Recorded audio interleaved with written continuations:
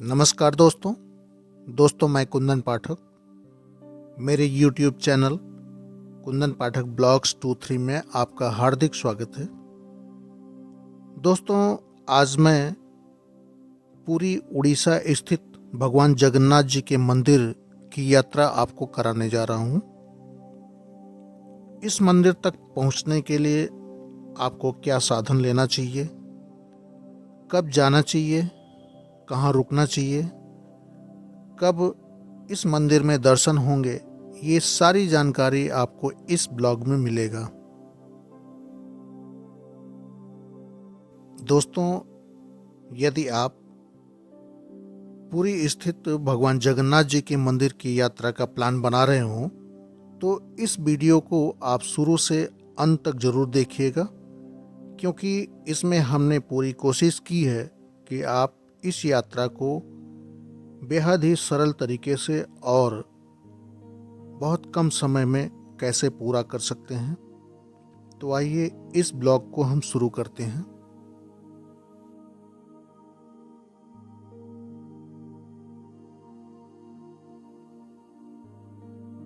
दोस्तों, पुरी तक पहुंचने के लिए सबसे आसान तरीका है रेलवे।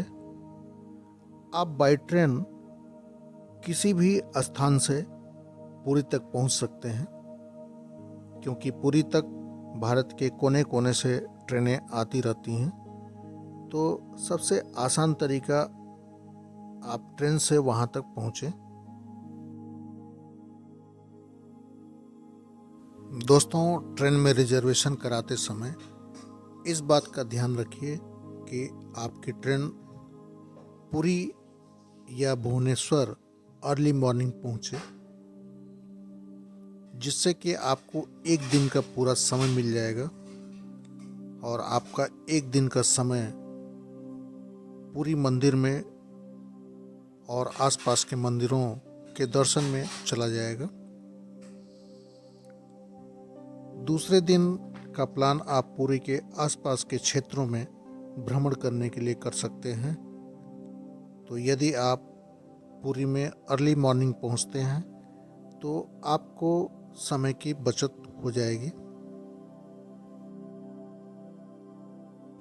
दोस्तों, यदि आप अपनी यात्रा ट्रेन से करते हैं तो आपका बजट काफ़ी कम रहता है। यदि आपके पास समय हो तो हमेशा यात्रा ट्रेन से ही प्रेफर करें, क्योंकि यात्रा करते समय आपको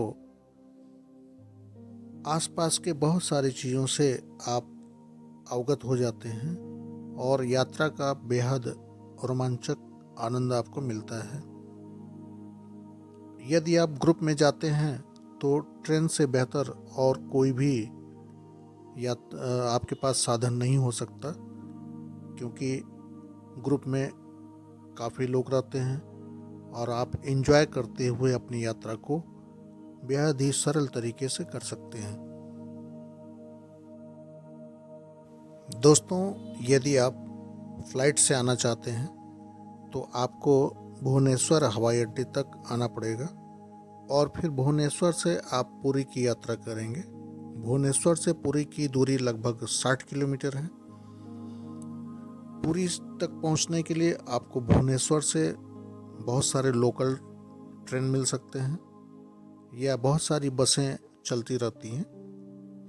एसी बस का किराया लगभग 100 रुपये और नॉर्मल बसों का किराया लगभग 80 से 50 रुपये तक होते हैं। यदि आप भुवनेश्वर तक भी आ जाते हैं तो आपको पुरी तक पहुंचने में कोई समस्या नहीं होगी, क्योंकि वहां से बराबर साधन मिलते रहते हैं।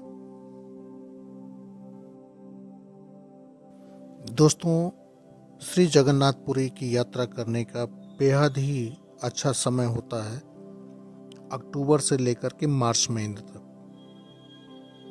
क्योंकि मार्च के बाद काफ़ी गर्मी हो जाती है और जनवरी फरवरी में सबसे ज़्यादा भीड़ होती है, क्योंकि इस समय कई छुट्टियां भी पड़ती हैं और उत्तरी भारत में काफ़ी ठंड होती है, जिससे कि लोग यहाँ पहुँचने के लिए आतुर रहते हैं, इसलिए आपको उस समय टिकट मिलना थोड़ा मुश्किल हो जाता है।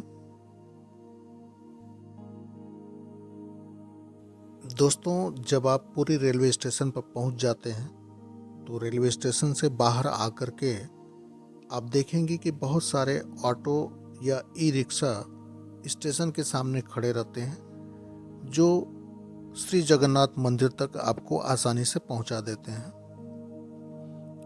यदि आप पूरा ऑटो या ई रिक्शा रिजर्व करते हैं तो ये आपसे लगभग 100 रुपये चार्ज करते हैं, और यदि आप अकेले या पर हेड के हिसाब से जाना चाहते हैं तो ये आपको 20 से 30 रुपये पर हेड के हिसाब से श्री जगन्नाथ मंदिर तक आपको पहुंचा देते हैं। आप देख रहे हैं कि ये श्री जगन्नाथ जी के सामने का मार्ग है, और आप यहाँ तक आकर के इस स्थान पर आपको बहुत सारे होटल्स और खाने के लिए मिल जाएगा। तो बेहतर होगा कि यदि आप जल्दी दर्शन करना चाहते हैं या आसानी से दर्शन करना चाहते हैं तो आप मंदिर के आसपास के क्षेत्र में ही अपने होटल्स को लें, जिससे कि आपको दर्शन करने में आसानी हो।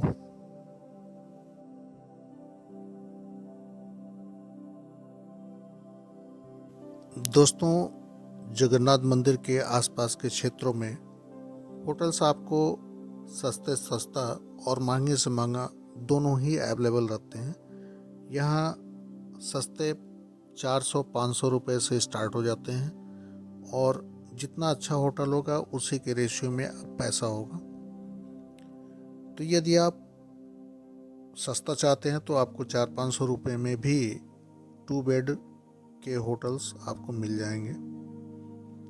ये होटल्स थोड़ा सा आउट एरिया में होंगे, लेकिन फिर भी आपका काम आसानी से चल सकता है।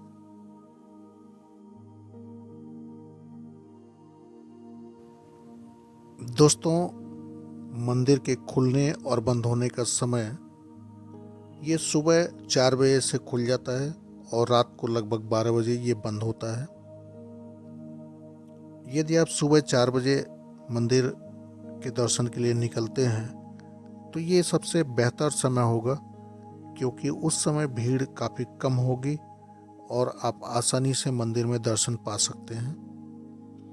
यदि आप सुबह 6 बजे के बाद पहुंचते हैं तो उस समय तक काफ़ी भीड़ हो जाती है और आपको दर्शन करने में कुछ समय लग सकता है।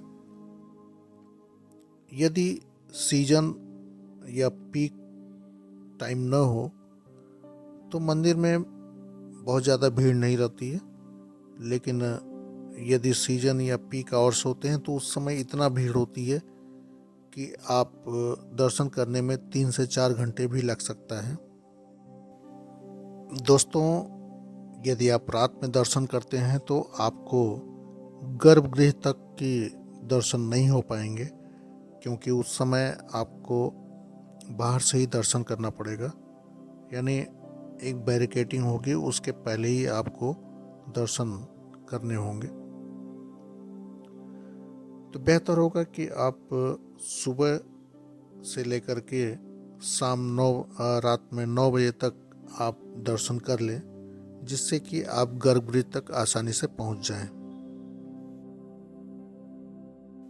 दोस्तों, मंदिर में दर्शन करने से पहले आपको अपने मोबाइल फोन्स, जूते चप्पल, बेल्ट, पर्स, ये सारी चीज़ें आपको जमा करनी होंगे।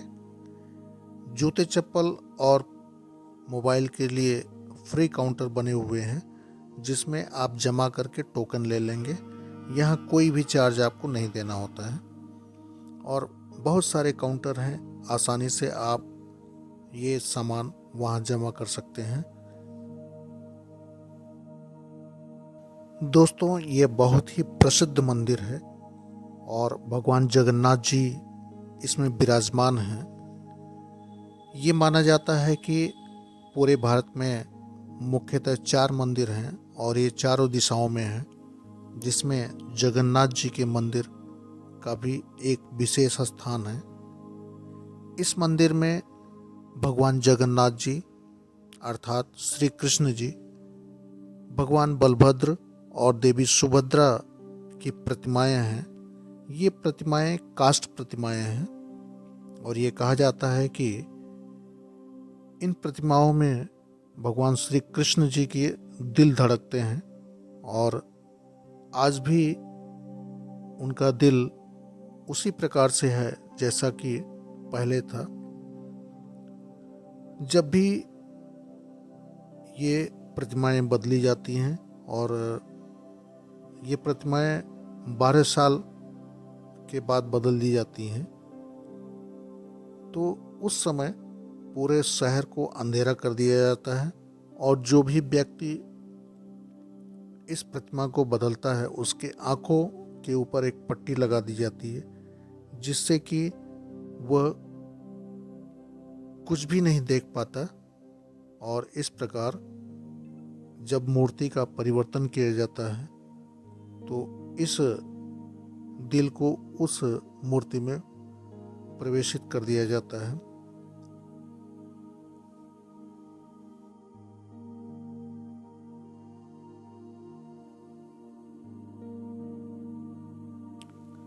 दोस्तों, इस मंदिर में 4 द्वार हैं। आप देख रहे हैं कि ये उत्तरी द्वार है। यह द्वार केवल मंदिर में सामान को ले जाने के लिए उपयोग किया जाता है।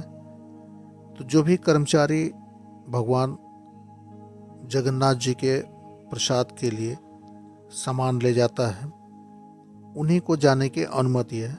आप जानते हैं कि भगवान जगन्नाथ जी के लिए 56 भोग बनाया जाता है, जिसमें बहुत ही सामग्री की आवश्यकता होती है और उन सामग्रियों को ले जाने के लिए इस द्वार का उपयोग किया जाता है।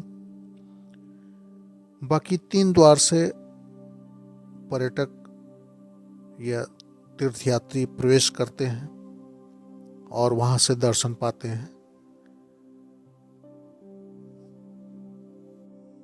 दोस्तों, मंदिर का प्रांगण काफी बड़ा है। पूरा एक चक्कर लगाने में आपको 15 से 20 मिनट या उससे भी अधिक समय लग सकता है। आप देख रहे हैं कि भगवान जगन्नाथ जी के मंदिर के ठीक ऊपर चक्र है और चक्र के ऊपर ध्वज। ऐसा कहा जाता है कि यह ध्वज हमेशा हवा के विपरीत दिशा में चलता है। यह भी एक अजूबा है, क्योंकि भगवान जगन्नाथ जी में ऐसी ताकत है कि इस मंदिर के ठीक ऊपर से कोई भी प्लेन नहीं उड़ता। भगवान जगन्नाथ जी का मंदिर कलिंग वास्तुकला का एक उत्कृष्ट नमूना है, जो द्रविड़ और नागर शैलियों के मिश्रण का प्रतिनिधित्व करता है। इस मंदिर का निर्माण राजा अनंत वर्मन 1135 ईस्वी में शुरू कराया था और 1150 में ये मंदिर पूरा हुआ। इस मंदिर का अंतिम रूप देने का काम अनंत भीमदेव तृतीय ने 1230 ईस्वी में किया था। इस प्रकार ये मंदिर काफी प्राचीन है।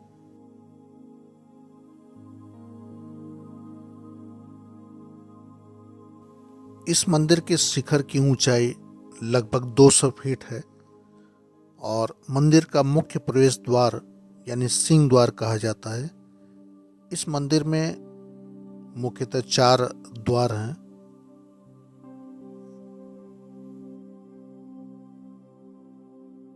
इस मंदिर परिसर के अंदर बहुत मंदिर हैं, तो जब भी आप अंदर दर्शन करने के लिए जाएं तो सारे मंदिरों का दर्शन अवश्य करें।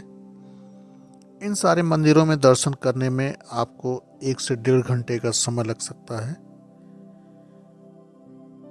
दोस्तों, भगवान जगन्नाथ जी के लिए 56 भोग का एक महाभोग लगाया जाता है और उसे महाप्रसादम बोलते हैं।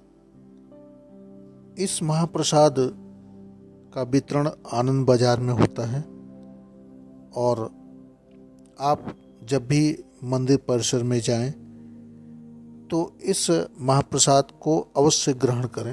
आप देखेंगे ये बेहद ही स्वादिष्ट भोजन है जिसमें कई प्रकार के व्यंजन होते हैं। तो इस महाप्रसाद को अवश्य ग्रहण करें। ऐसा कहा जाता है कि महाभोग बनाने के लिए जिन बर्तनों का उपयोग किया जाता है वह एक के ऊपर एक रख करके बनाया जाता है और सबसे ऊपर का बर्तन में रखा हुआ सामान सबसे पहले पकता है। तो ये भी एक आश्चर्यचकित घटना है। दोस्तों, मंदिर में दर्शन करने के पश्चात आप यदि वहाँ से कोई सामान खरीदना चाहते हैं तो मंदिर के ठीक सामने एक चौड़ी सी रोड आप देख रहे हैं, ये ग्रैंड रोड है और इस रोड पर बहुत सारे आपको दुकानें मिल जाएंगी जिसमें कई प्रकार के सामान आप वहाँ से ला सकते हैं, जैसे शंख और समुद्र से निकली हुई बहुत सारी चीज़ें आपको मिल जाएंगी। तो यदि आप खरीदारी करना चाहते हैं तो इस रोड पर आ जाइए और इस रोड के दोनों साइड में बहुत सारी दुकानें हैं जिससे आप ये सारे सामान ले सकते हैं।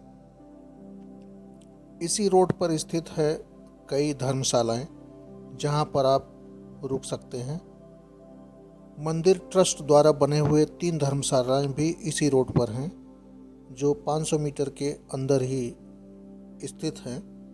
तो यदि आप वहां रहना चाहते हैं तो ऑनलाइन बुकिंग होती है और उन धर्मशालाओं में ऑनलाइन बुकिंग करके आप रह सकते हैं।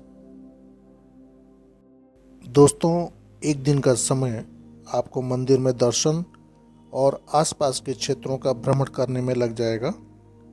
यदि आप सुबह दर्शन के लिए जाते हैं तो शाम तक आप समुद्र के किनारे पहुंच जाइए और उसका आनंद उठाइए। दोस्तों, ये वीडियो आपको कैसा लगा? यदि अच्छा लगा तो कमेंट करिए, लाइक करिए और मेरे चैनल को सब्सक्राइब करिए और ज़्यादा से ज़्यादा शेयर करिए। अगले वीडियो में आपको कोणार्क मंदिर और अन्य स्थानों को में आपको ले चलते हैं। इस सीरीज़ में आपको कई पार्ट मिलेंगे, तो पूरा वीडियो देखने का कष्ट करें। Thank you.